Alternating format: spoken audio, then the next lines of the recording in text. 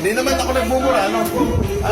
Samantalang itong si Cory Aquino, naputang ng Madyongera, nanay nitong kabila, si Bansi. Sila nagpapatay sa tatay nila, ano ka ba? Totoo yan! Alam mo ako, putang ina, 30 taon na ako nagtatago eh. Putang ina yung sama ng loob ko. 30 years, putang ina, they put us on shame. Pero ang totoo, tatay, sila nagpapatay sa tatay nila. Bakit sila nagharang ko totoo? O hindi totoo? Di dapat sigawan nila ako rito. Sumunod, kapitbahay. Yes! Tapat mo lang? Yes! O, tingnan mo, nagharang mo. Di ba dapat ganyan lang screen? Tingnan mo. O, di ba, tingnan mo yung screen. Ito to, screen, o.